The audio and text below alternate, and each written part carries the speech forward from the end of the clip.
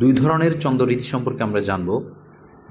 তার মধ্যে প্রথম যেটি সেটি হচ্ছে ব্ল্যাঙ্ক ভার্স এবং দ্বিতীয় যেটি সেটি হচ্ছে ফ্রি ভার্স। সো দুটি ছন্দের শেষেই আমরা ভার্স শব্দটি দেখে থাকি, বাট এই কারণে আমাদের একটা কনফিউশন বেঁধে যায় যে কোনটা ব্ল্যাঙ্ক ভার্স কোনটা ফ্রি ভার্স। সো এই দুটার মধ্যে যদি আমরা পার্থক্য বুঝতে চাই সেক্ষেত্রে আমাদেরকে আসলে যেটা জানতে হবে সেটা হচ্ছে ফ্রি ভার্স শব্দটা সেটার নামের সাথেই ফ্রি আছে। সো ফ্রি ভার্স যেটা সেটা হচ্ছে ট্র্যাডিশনাল যে ধরনের ছন্দ রীতি আছে তার কোনোটাই কিন্তু সে মানে না। ব্ল্যাঙ্ক ভার্স হচ্ছে তার চেয়ে একটু মানে ব্যাকডেটেড বলতে পারি, যে সে কিন্তু কিছু কিছু রীতি মেনে চলে।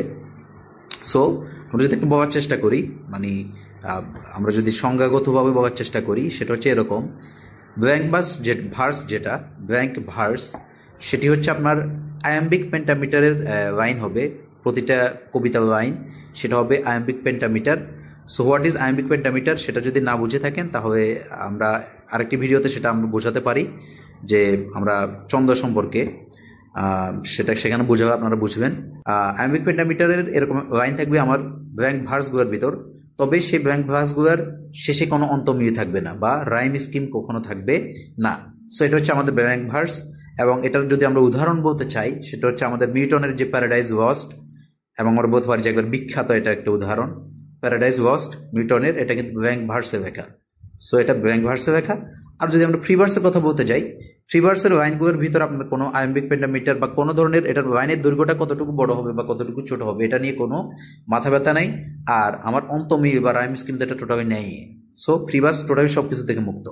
সো ফ্রি ভার্সে যদি আমরা উদাহরণ বলতে চাই, আপনারা জানেন যে আমেরিকার বিখ্যাত যে কবি ওয়াল্ট হুইটম্যান, তিনি তার লাইফে যতগুলো কবিতা লিখছেন সম্ভবত তার সবচেয়ে যে বড় কালেকশনটা সেটা হচ্ছে আপনারা জানেন যে লিভস অফ গ্রাস। সো এই লিভস অফ গ্রাসের ভিতর যে কবিতাগুলো আপনারা তার মধ্যে অনেকগুলো কবিতা হয়তো বা পড়েছেন।